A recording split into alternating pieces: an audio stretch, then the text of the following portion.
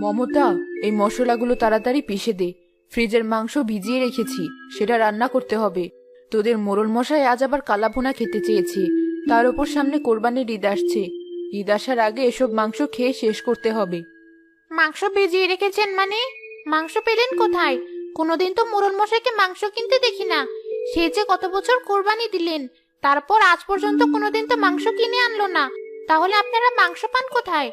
ওদিকে আপনাদের জসিম ভাইকে দেখি মাঝে মাঝে মাংস কিনে আনতে।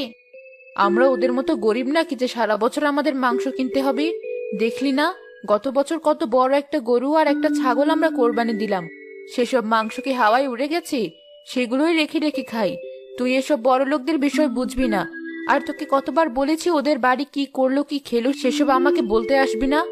জসিমের বউ ছোট লোকের মতো কাজের মহিলাদের সাথে গলায় গলায় পীড়িত করে আর ভালো সাজে। এজন্য ওর বাড়ি যারা কাজ করে আমি তাদের আমার বাড়িতে কাজে রাখি না। তোকে ভালো মনে করে রেখেছিলাম, কিন্তু এখন দেখছি তুইও বাকিদের মতো। আমি কি কোনো খারাপ কথা বলেছি কি নিম্মা? সেবার জসিম ভাইও তো কত বড় গরু কোরবানি করলেন। তার বাড়িতে তো মাংস নেই, তারা কিনেই খায়। কোরবানির সময় সবাইকে সবার ভাগের টুকু দিয়ে শেষ। এবার বুঝলাম, ওই বাড়ি থেকে একটু বেশি পেয়েছিস বলে সেই গান গাইছিস। ওসব গানে কাজ নেই। গতবার যেটুকু মাংস পেয়েছিস এবারও তাই পাবি। যত সুনামি ওদের করিস না কেন, তাতে কোনো লাভ হবে না। আমি কখন মাংস চেয়েছি আপনার কাছে? আমাদের যথেষ্ট হয় মাংস। আপনার বাড়ির মাংস না হলে আমাদের কিছুই হবে না। তোরা তো লোকের বাড়ি থেকে একটু যা মাংস পাস তাই রান্না করে খেয়ে শেষ করিস। আমাদেরটা তুই কি করে বুঝবি? এবার তাড়াতাড়ি কাজ কর। যত সব ফকিন্নিদের এনে বাড়িতে জুটিয়েছি, এদের কথা শুনলে মরে যেতে ইচ্ছে করে। এত বড় গরুটা ছিল, বেশ তো তখন আমাদের বাড়ির মাংস নিয়ে খেলি। আবার এখন বলছে কোনোদিন মাংস কিনতে দেখে না। যত বড় মুখ না তত বড় কথা। একটা কথা বলেছে বলে এতগুলো কথা শুনিয়ে গেল। আমরা গরিব বলে আমাদের জন্য মান সম্মান নেই। গরিব হয়েছি তো কি হয়েছে? আমরা নীতি জানি, ধর্ম জানি। আমরা অন্তত এটুকু জানি, এক কোরবানি ঈদের মাংস আরেক ঈদ পর্যন্ত খাওয়ার জন্য কোরবানি দেওয়া হয় না। আল্লাহকে খুশি করার জন্য কোরবানি করা হয়। আর এরা যেন শুধু মাংস খেতেই কোরবানি করে। নিজের ভাইয়েরটা দেখেও তো মানুষ একটু লজ্জা পায়। এদের ভেতর সে লজ্জাটুকুও যেন কাজ করে না। কে গিন্নি, এমন খেপে গেলে কেন? কি হয়েছে তোমার? রাগে দেখছি তোমার চোখ মুখ একেবারে লাল হয়ে গেছে। ওই কাজের মহিলা মমতা ও রাগিয়ে দিয়েছে আমাকে। বলে কিনা জসিম ভাইরা প্রায় মাংস কিনে এনে খায়, আপনাদের কোনোদিন মাংস কিনতে দেখি না। তাদের আরো কত সুনাম। আরে বাদ দাও দেখি, কিসব বিষয় নিয়ে আজকাল মন খারাপ করা শুরু করেছ? তুমি কি বোঝো না, সামনে কোরবানির ঈদ আসছে? তাই জসিমের বউ এদের দিয়ে এসব কথা ইচ্ছে করে শোনাচ্ছে তোমাকে। গত বছর তো আর গরু কিনে আমাদের সাথে পারেনি, এবারও পারবে না। শোনো, এবার আমি ঠিক করেছি বড় বড় দুটো গরু কিনবো। দেখিয়ে দিব সবাইকে এই গ্রামে আমার মতো প্রভাবশালী সত্যি আর কেউ নেই। সে তো বুঝলাম, কিন্তু এত মাংস রাখবো কোথায় আমরা? রাখবো কোথায় মানে? আরো একটা ফ্রিজ কিনবো। এই সময় ফ্রিজের ভালো ভালো অফার পাওয়া যায়। তেমনি ভালো একটা অফার পেলে বড় একটা ফ্রিজ কিনে নিয়ে আসবো। তুমি একদম চিন্তা করো না। ঠিক আছে, আমি খুব খুশি হয়েছি। নুরু, এই নুরু, তাড়াতাড়ি ওঠ। কিরে, এত ডাকছি শুনতে পাচ্ছিস না? তাড়াতাড়ি ওঠ। ভাই, আজ এত সকাল সকাল ডাকলেন কেন? এত সকালে আবার কি কাজ? কাল এত রাতে দোকান থেকে এসেছি, আমাকে একটু ঘুমাতে দেন। কি কাজ মানে? ঢাকা থেকে ট্রাক ভর্তি ফ্রিজ আসছে, সেগুলো নামিয়ে দোকানে রাখতে হবে। তাড়াতাড়ি চল দোকানে। দিনকাল যা পড়েছে, কোন দিক থেকে ডাকাত হামলা করবে তার কি ঠিক আছে? এত টাকার জিনিস, তোর আর ভালো লাগে না। একটু শান্তি করে ঘুমাতেও পারলাম না। প্রতি বছর কোরবানির ঈদের সময় মানুষ ফ্রিজে কি পায় আমি বুঝি না। এত ফ্রিজ দিয়ে আসেন, একটা ফ্রিজও দোকানে থাকে না, সব কিনে নিয়ে যায়। তোর যখন টাকা হবে তখন তুই বুঝবি মানুষ এই কোরবানির সময় এত ফ্রিজ কেন কিনে। এখন এসে বুঝবি না। তাড়াতাড়ি এবার দোকানে চল দেখি, এমনিতে অনেক দেরি হয়ে গেছে। আর কথা বাড়াস না।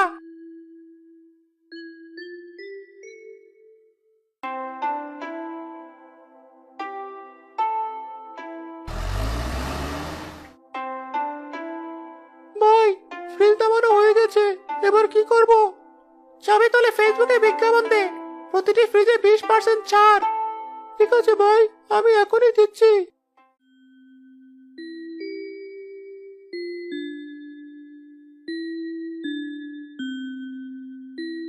গেন্নে, কোথায় গেলে? এদিকে এসো আগে। তোমার আবার কি হলো? এমন করে চেঁচামেচি করছো কেন? যত দিন যাচ্ছে তোমার বুদ্ধি যেন হাঁটুতে নামছে। এই বয়সে কেউ এমন চেঁচামেচি করে? আরে এখানে এসে আগে দেখো। এই দেখো, এত বড় বড় ফ্রিজে 20% পর্যন্ত ডিসকাউন্ট দিচ্ছে। এটা দেখার পর কি আর চেঁচামেচি না করে পারি? আরে সত্যি তো খুব সুন্দর আর অনেক বড় ফ্রিজ। তুমি আজই গিয়ে একটা কিনে নিয়ে আসবে। সে আর তোমাকে বলতে হবে না গিন্নি, আমি নিজেই বিকেলে গিয়ে নিয়ে আসবো। এত বড় সুযোগ কি আর কেউ হাতছাড়া করে? আপনাদের তো একটা ফ্রিজ আছে গিন্নিমা, তাহলে আরো একটা ফ্রিজ দিয়ে কি হবে? আরে বোকা, সামনে কোরবানির ঈদ আছে। এবছর আরো বড় বড় গরু কোরবানি দেব, তাহলে ফ্রিজ লাগবে না? ওই একটা ফ্রিজে কি হয়? ওকে তোমার অত হিসাব দিতে হবে না, তুমি তোমার কাজ করো। আর তোর এত কথা কিসের? যা গিয়ে নিজের কাজ কর।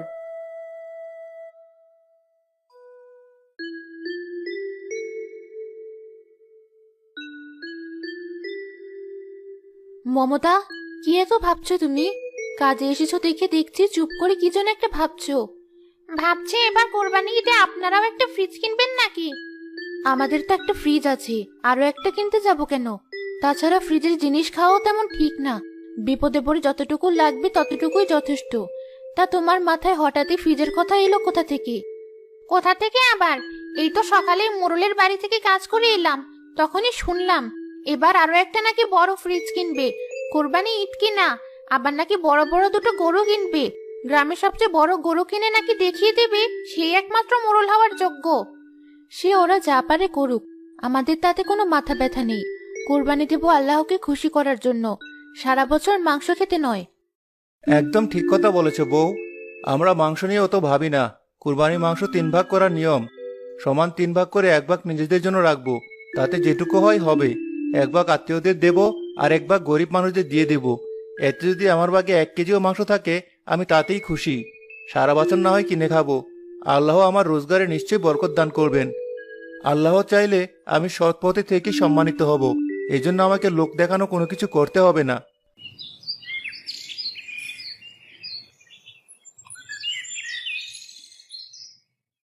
আরে মোড়ল মশাই যে, আপনি চলে এসেছেন।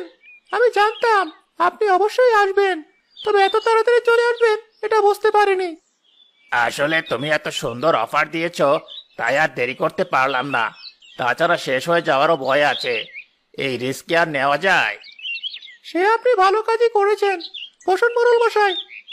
এই নুরু, যা দেখি মোড়ল মশাই জন্য চা কফি নিয়ে আয়। না না, এই গরমে চা কফি খাবো না। বেশ তো। এই নুরু, মোড়ল মশাই জন্য ঠান্ডা কিছু নিয়ে আয়। এবার বলুন মোড়ল মশাই, আপনাকে কেমন ফ্রিজ দেখাবো? সবচেয়ে বড় ফ্রিজটা দেখাও আমাকে। এই যে, এটাই সবচেয়ে বড় আর সবচেয়ে ভালো ফ্রিজ মোড়ল মশাই। এমন ফ্রিজ এত ভালো অফারে আপনি জীবনেও কিনতে পারবেন না। চোখ বন্ধ করে নিয়ে যেতে পারেন। হ্যাঁ, আমারও বেশ পছন্দ হয়েছে। ঠিক আছে, এটাই তাহলে গাড়িতে তুলে দাও, নিয়ে যাই। আপনি বসুন, আমি সবই করে দিচ্ছি।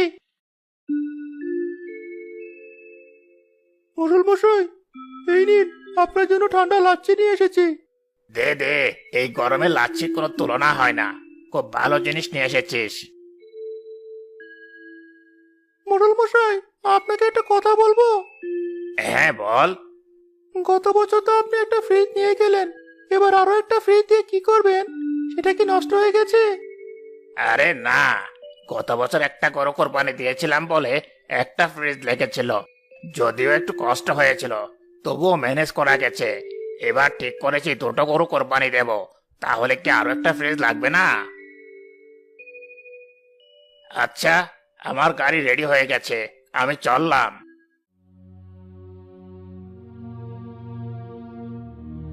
কিরে, তুই এমন হা করে দাঁড়িয়ে আছিস কেন? মোড়লের কথা শুনে আমি হা হয়ে গেছি।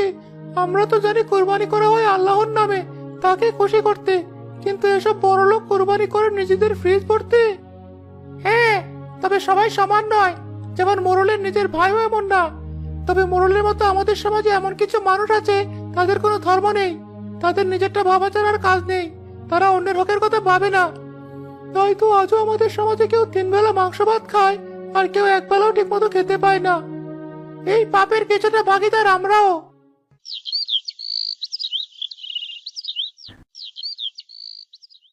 শোনো সবাই, আমি এই এলাকার সবচেয়ে বড় গরুর হাট থেকে গরু কিনতে যাচ্ছি। সবচেয়ে বড় গরুটা কিন্তু আমি কিনবো, তাও আবার দুটো।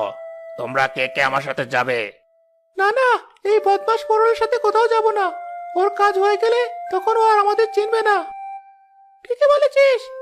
ওই দেখ, আমাদের জসিম ভাই যাচ্ছে। ও ভাই, আপনি কোথায় যাচ্ছেন?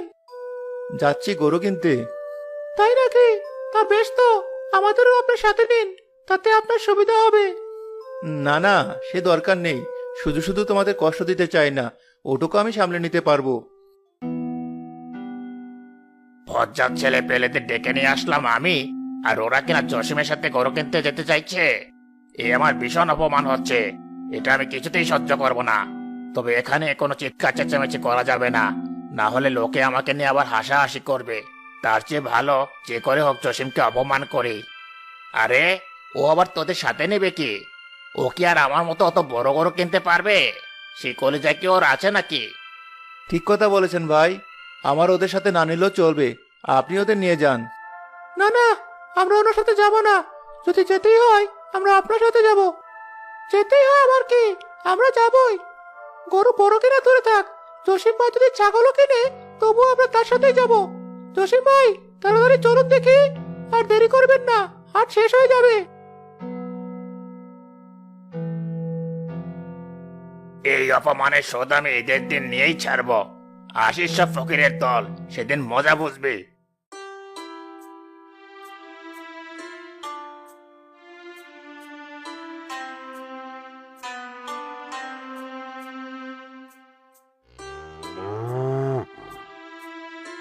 বাহ, কি সুন্দর গরু হয়েছে। অবিরা, আমরা সবাই মিলে গরু পছন্দ করেছি। একটা গরু কিনতে এতজন, এ তো দেখছি মশা মারতে কামানের জোগাড়।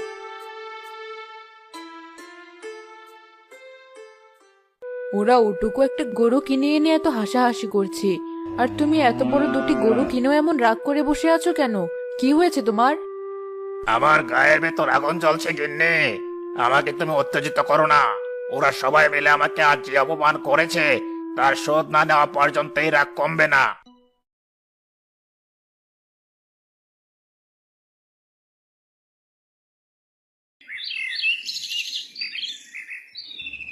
ঈদের নামাজ শেষ হলো, এবার গরু কোরবানি করার পালা। এবার দেখা যাবে কার কত জোর। সবাই এখন আমার পিছু পিছু আসবে। না, কেউ আসছে না কেন? মনে হয় সবাই খেয়ে তারপর আসবে।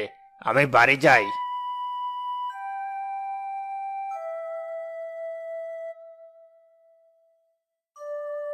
একে জসিমের বাড়িতে এলাকার সব গরিব মানুষ চলে এসেছে, আর আমার এখানে তো গরু ধরার মতো একটা লোকও নেই। নামাজ পড়ে এলে, সাথে কোরবানি করার লোক কোথায়?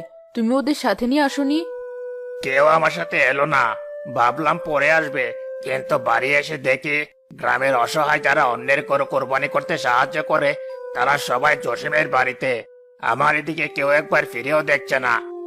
এবার কি হবে তাহলে? আমাদের কি তবে কোরবানি করা হবে না? কিছুই বুঝতে পারছি না গিন্নি। লোকদের শিক্ষা দিতে চেয়ে এখন মনে হচ্ছে আমি নিজেই শিক্ষা পেয়ে যাচ্ছি।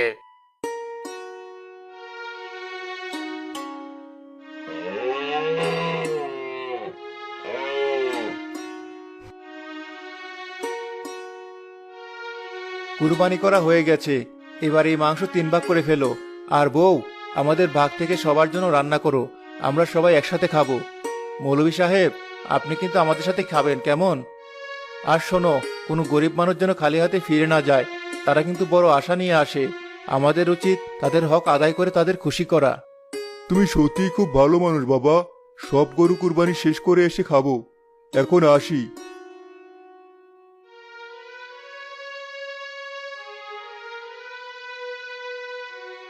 ভাই, এমনি 3 ভাগ করার পর আপনার নিজের ভাগে মাংস কম, সেখান থেকে আবার আমাদের জন্য রান্না করবেন?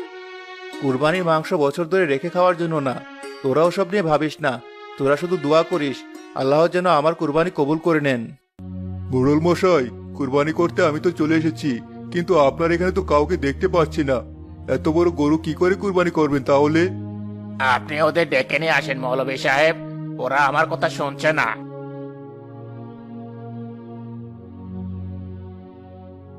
এই তোমরা এদিকে এসো। মোড়ল মশাইয়ের গরু তোমরা কেন ধরছো না? এই গরু কি কুরবানি করতে হবে না? না না, ওনার গরু আমরা ধরবো না। উনি গরু কুরবানি করতে আনেন না, উনি আনেন নিজের ফ্রিজ ভর্তি করতে। সারা বছর আর যেন মাংস কিনতে না হয় সেইভাবে লোক দেখানো কুরবানি করেন উনি। তাই তো সেজন্য অত বড় একটা ফ্রিজ কিনে নিয়ে এসেছেন।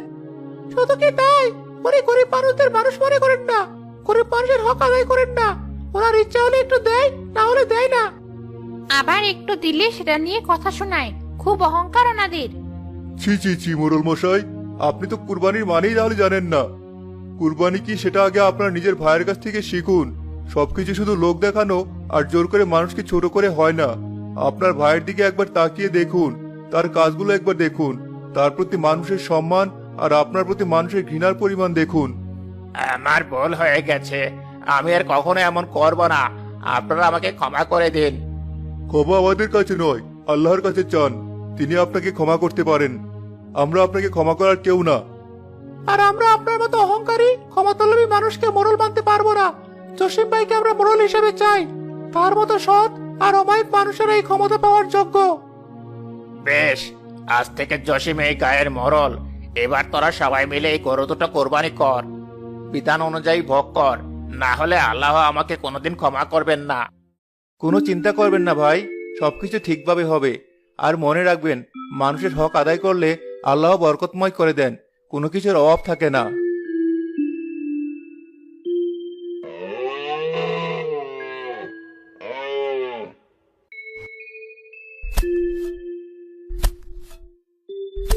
নিন, এবারে আপনারা নিজের হাতে সবাইকে এই মাংস তুলে দিন।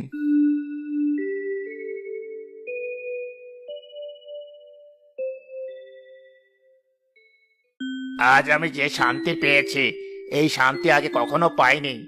অন্য মানুষের মুখের হাসি আমাকে এত আত্মতৃপ্তি দেবে, এই আমি কখনো ভাবিনি। আর কোনোদিন আমি অন্যের হক নষ্ট করে নিজের কথা ভাববো না। সবসময় আল্লাহকে খুশি করার চেষ্টা করব।